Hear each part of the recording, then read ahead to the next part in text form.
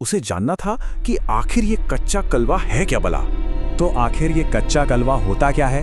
ये एक बच्चे की आत्मा होती है जिसे मौत के बाद तांत्रिक एक काले जादू के अनुष्ठान से अपने वश में कर लेते हैं और फिर उस आत्मा को अपने इशारों पर नचाते हैं, किसी को नुकसान पहुंचाने के लिए, किसी को मारने के लिए।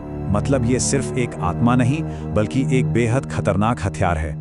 और इसे बनाने की जो प्रक्रिया है वो बहुत ही भयानक है। जब कोई 1 साल से छोटा बच्चा मर जाता है तो उसके शरीर को दफनाया जाता है। तांत्रिक उसी शरीर को कब्र से बाहर निकालता है और फिर उस पर एक घिनौनी साधना करता है ताकि वो उस मासूम आत्मा को हमेशा के लिए अपना गुलाम बना सके। अनन्या ये सब जानकर सदमे में थी ही कि अचानक घर की लाइट चली गई, अंधेरा छा गया और अब उसे सिर्फ डर का नहीं बल्कि उस शैतानी शक्ति का सामना करना था। उसे अपने कमरे से बच्चे के रोने की एक तेज आवाज आई। जब उसने हिम्मत करके ऊपर देखा तो अलमारी के ऊपर से 2 हाथ नीचे लटकते दिखे और फिर एक बच्चे का खूंखार चेहरा सामने आया जिसका शरीर सड़ चुका था। दांत किसी जानवर की तरह नुकीले थे और चेहरे पर एक शैतानी मुस्कान थी। वो चीज अनन्या पर कूद पड़ी। अनन्या चीखते हुए दरवाजा खोलकर बाहर भागी, लेकिन लिफ्ट बंद थी। उसने घबराकर पड़ोसियों का दरवाजा पीटा, मदद के लिए चिल्लाई, पर किसी ने दरवाजा नहीं खोला। वो अकेली थी और वो चीज उसके ठीक पीछे आ रही थी।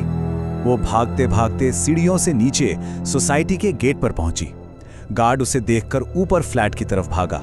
कुछ ही पल बाद गार्ड की एक दिल दहला देने वाली चीख सुनाई दी और उसकी लाश एक झटके से ऊपर से नीचे आ गिरी। और ऊपर अनन्या की बालकनी में वो बच्चा खड़ा था जिसकी आंखों से आंसू नहीं खून बह रहा था। इस भयानक मंजर ने पूरी सोसाइटी को हिलाकर रख दिया। अगली सुबह फौरन एक पंडित को बुलाया गया। पंडित ने जो बताया वो और भी डरावना था। उन्होंने कहा कि काला जादू करने वाली वो औरत तो जा चुकी है, लेकिन जिस बच्चे की आत्मा को उसने कच्चा कलवा बनाया था वो हमेशा के लिए उस फ्लैट में कैद हो गई है।